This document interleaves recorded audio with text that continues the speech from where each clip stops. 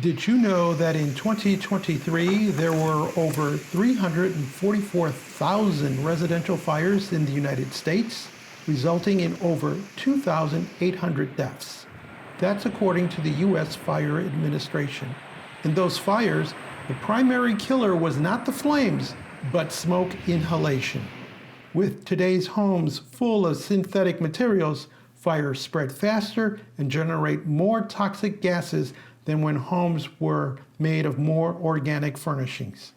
Since we have minimal control over the materials in our home, is there anything we can do to avoid becoming a fire statistic? According to the National Fire Protection Association, NFPA, adding a smoke alarm inside every sleep room, outside sleep areas, and every level of the home, including the basement, can provide the needed warning to escape alive. The only rooms that typically do not get an alarm are the kitchen and bathroom. In this video, we're going to install Consumer Reports' highly rated Kidde smoke alarm P9050. We paid $16.32 at the big box store. By the way, did you know that much like milk, smoke alarms come with an expiration date? The lifespan of a smoke alarm is 10 years from the date of manufacture. In this laundry room, there's an old-looking smoke alarm. After removing it, we're able to open it up, and underneath the battery, we see a replacement date of 2008. But you might say to yourself, but it works when you test it, right? Indeed it does. But do you want to trust your life, your family's life, to a unit that expired in 2008? Since it's 2025, it's time for this unit to go to the recycling center. Once we get past the blister pack, there is a card with information.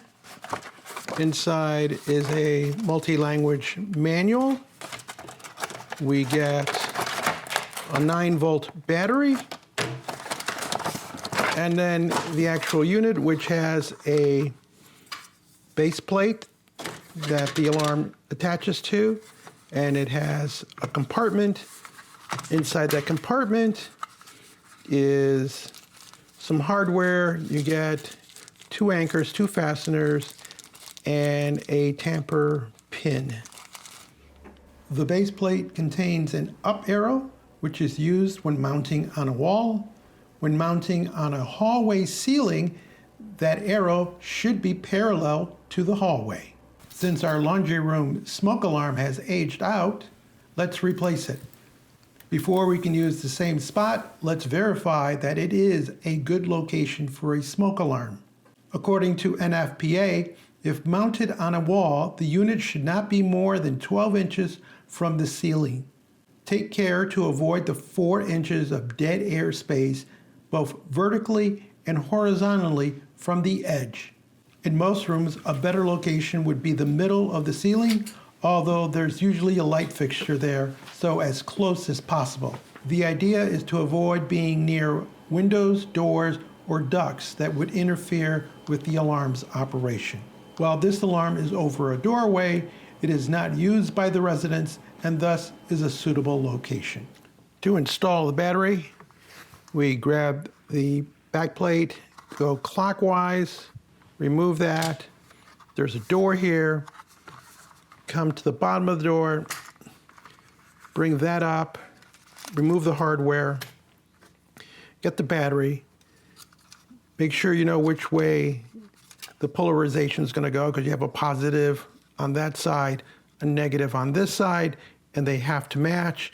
And it's printed on here, but it's really hard to make out. Positive is this side, so I line my positive.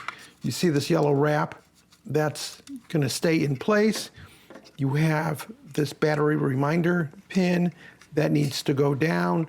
So the best way to do that is just to push it down with the battery.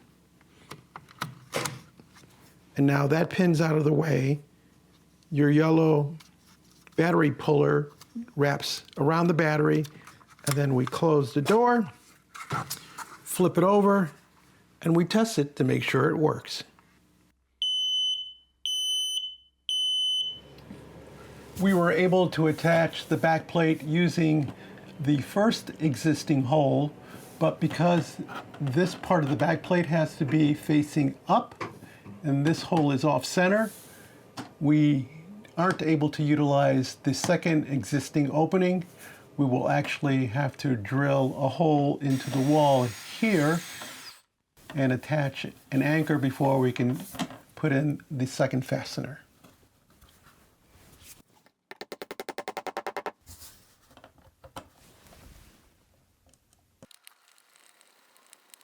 There are two guide marks on the base plate. You can feel them.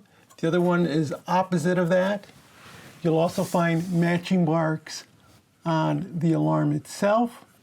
So you line those two up, and then you go counterclockwise or to your left.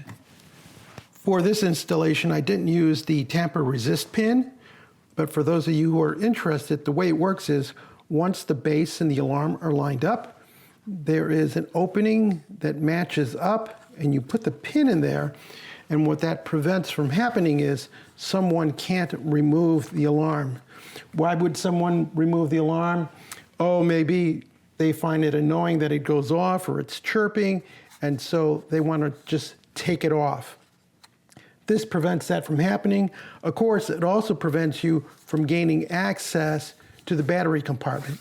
So you have to take the pin back out in order to take off the alarm so you can get access to replacing the battery, which is why I opted not to use it, just to make it easier for folks to change the battery. This bedroom has no smoke alarm in it, so following our guidelines, we're going to stay away from the door. We're going to stay away from the dead zone. We are also going to avoid the HVAC unit. This time we're going to opt for a ceiling installation, but we also have to maintain some distance away from the ceiling fan. Once I picked out a location, I will use the base plate to mark my first hole, and then I will drill into that spot. We insert our anchor.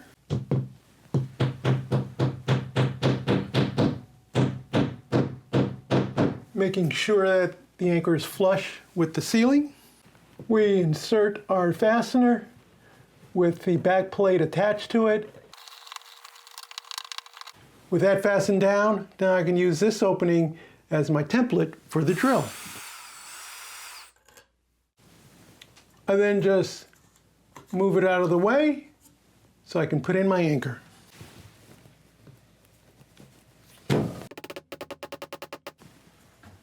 I line up my base plate with the hole, and now I'm ready to put in my fastener. We take the alarm, find our guides, there's one here. Find them on the base plate, there's one here.